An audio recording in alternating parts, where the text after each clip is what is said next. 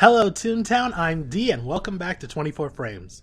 Sorry it's taken so long, the last year was busy. Freddy, Bonnie, Foxy, where's the duck? Where's Chica? Where's Chica? Where's that duck? But that's all in the past and it's time to get this new year started. So let's begin with the long overdue review of W.I.T.C.H.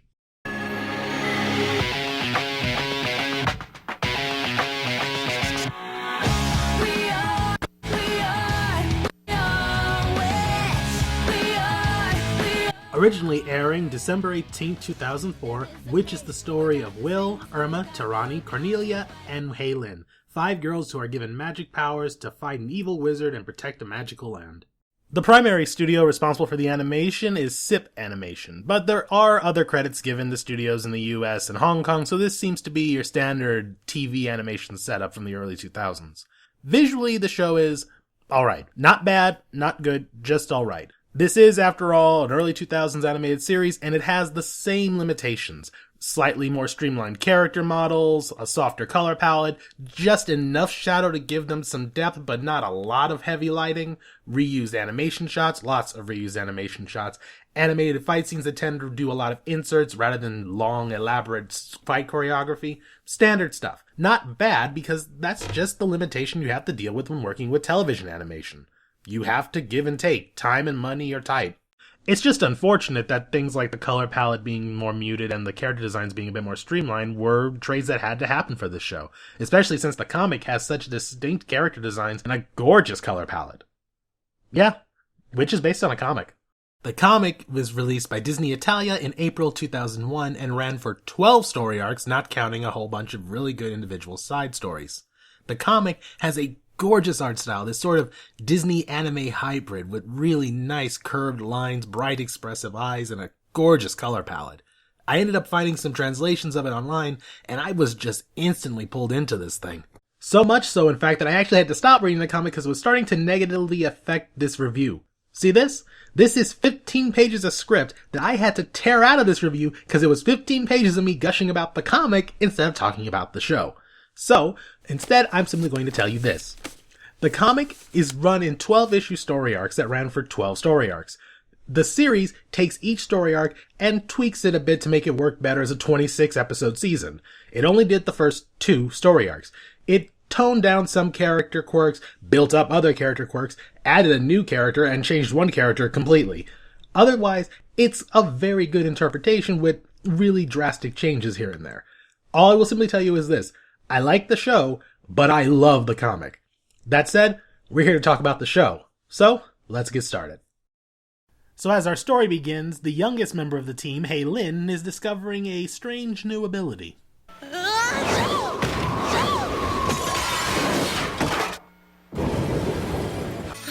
Grandma, I sneezed and totally trashed my room. What's wrong with me? It's not one of those becoming a woman things, is it? Why not invite some friends over for an after-school snack? You could invite Cornelia and Tarani and, that funny girl, Irma. Sure. You should ask questions more, Haylin. And while that's happening, in the mystical land of Meridian, a guy named Caleb is helping his friend steal weapons for a rebellion from the evil Prince Phobos and his dragon warrior Cedric. Well, not dragon warrior as much as giant snake man warrior.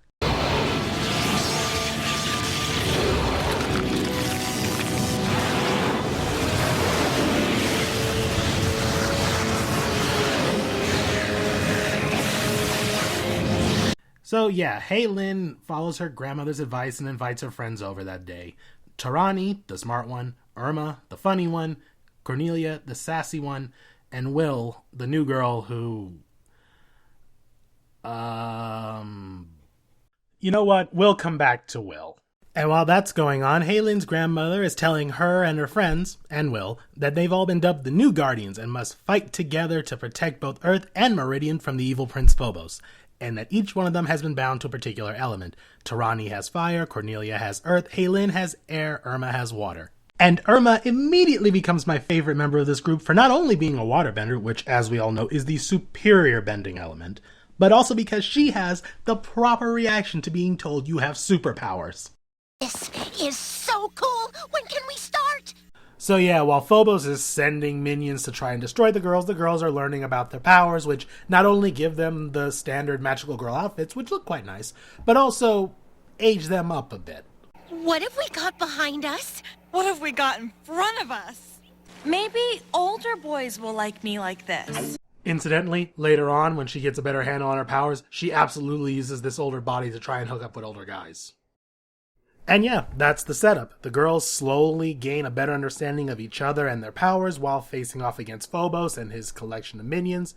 And then about midway through, a new villain enters the cast and the whole storyline changes. But ultimately, this is the show. 5 girls who bond as friends while protecting a fantasy world. Later on, they're joined by that revolution leader Caleb and Blanc, a weird troll creature who has the ability to detect portals between dimensions, turning him into sort of their interdimensional travel guide. He also doubles as club mascot, which kind of makes him a weird hybrid of Gollum and Catbug. New pad, groovy, huh? I think you mean gravy. You smell disgusting. Thank you. Blunt tries. And while Blanc's character kind of begins and ends at comedy mascot, Caleb is actually a pretty fun side character. Not just because he's basically Zuko, and no, I don't just mean that because he's voiced by Dante Bosco. I mean, he is basically Zuko. But he also has zero interest in the mundane day-to-day stuff that normal people just get bogged down in because, he's leading a revolution. So the scenes where he's in the main world and has to work undercover at Grand's restaurant are actually a lot of fun because I remember my days working customer service and I would very much love to have done all of these things to my customers. What do you recommend? That you hurry up. I've got other customers. Waiter, my wife asked for water with no ice. Then tell her to wait until it melts. What's the Szechuan chicken like?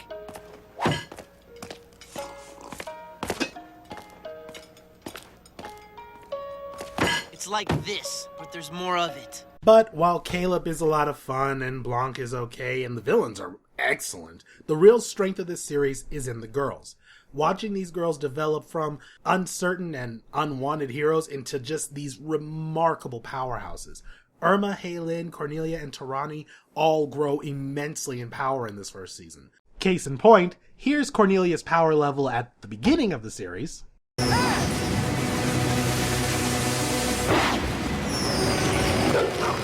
And here's her power level near the end of season 1.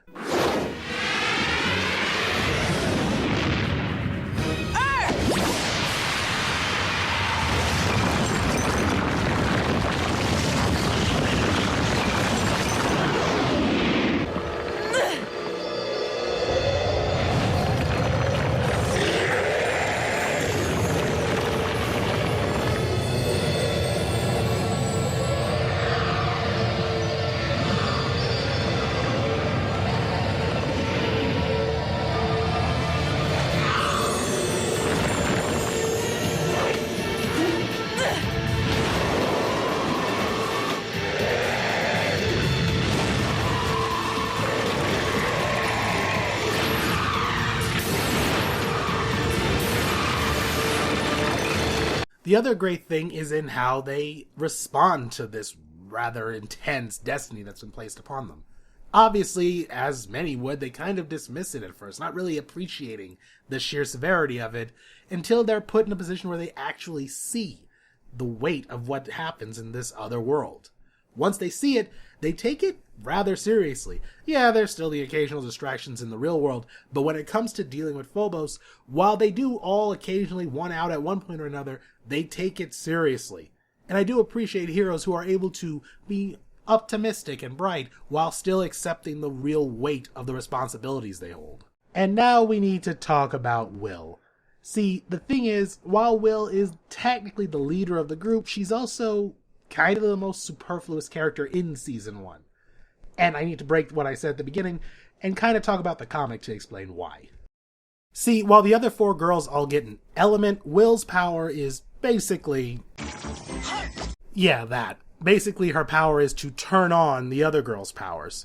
And she has no combative powers of her own, so throughout most of season 1, she's not really any help in a fight.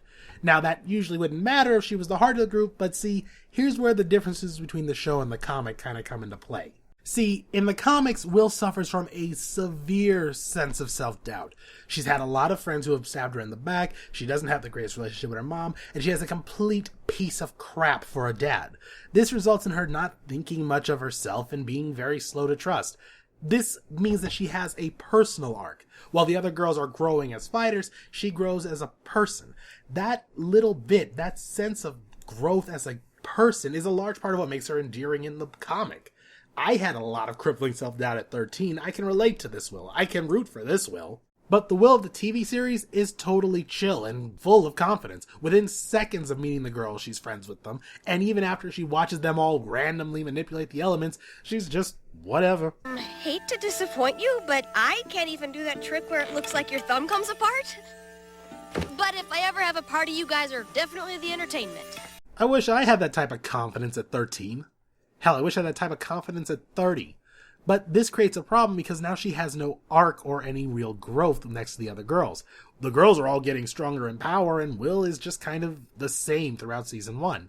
See, that's fine for a other show where she's also a super awesome fighter, but in this, she's just around. And it's kind of disappointing. You took a really engaging and sympathetic character and just kind of made her into a placeholder. Then season 2 happened, and all was right with the world. See, season 2 got a new villain, and this villain was very intent on attacking the girls where they lived, messing with their lives, as well as trying to beat them with magical enemies. This meant that all the girls got slight character arcs and growth. It also means that all the girls got little power increases to help them fight this much more powerful villain. And Will's power boost gave her electricity, meaning she can now participate in combat. Just her being able to participate in combat improves things immensely. And while I do still prefer the self-doubting Will of the comics, who was prone to moments of distrust and jealousy, and therefore had more of an arc and flaws to work through, this Will is now able to join in on the cool action scenes, and she has the confidence to back up some nice one-liners, so, okay, I can roll with this. Also, interesting side note, a side effect of this new electricity power is that she gives life to electronics. And I don't just mean that her cell phone and her calculator start talking. I mean they are sentient and can think for themselves. Number 2 is wrong and you misspelled Lincoln. Huh? At first when I saw this I thought, be kind of cool if your phone could block unwanted calls for you and help you handle things and had a cool personality. But then I think, what happens if your cell phone gets a personality but that personality is a complete tool? I cannot believe you managed to land a date. Wow, the stars really must have aligned for this to happen, huh, Fatty? Oh, you're gonna ignore me, huh? Hey, lady, seriously, what's the deal here? Oh, I get it. You think he's like an adorable teddy bear, don't you? Yeah, wanna hear his last 5 Google searches? Nice try, Tubby. I'm hooked into the building's Wi-Fi. Google search number 1. See, I can't really tell you guys a lot about what happens plot-wise because I don't want to spoil it. See, the plot changes as the show goes on. The goal is always the same, but the villains adjust their tactics, new characters enter the fray, the girls grow and mature. There's a progression to this narrative, which is a large part of what makes it good. So I can't tell you anything more except for this, which is a great series. Do I think it's a perfect series? No, it's got its limitations in animation. I don't like some of the changes from the original source material, but it is solid and easy to watch. This is a show with characters who grow and mature in subtle ways, in ways that allow it to have a sense of progression without being incredibly story-heavy, which is a boon to a show that probably existed in an era when they didn't let you get away with a lot of narrative-heavy shows in the West. All in all, I highly recommend this. As far as I've been able to find, there are no legitimate copies available for sale, but, YouTube's exist, so it's here somewhere. The internet is your friend. Happy hunting. So, thanks for watching Toontown. If you like this, please leave a like, share, subscribe, and if you have any shows you think I should check out, leave a comment below. I'm D, and this has been 24 Frames. See you next time.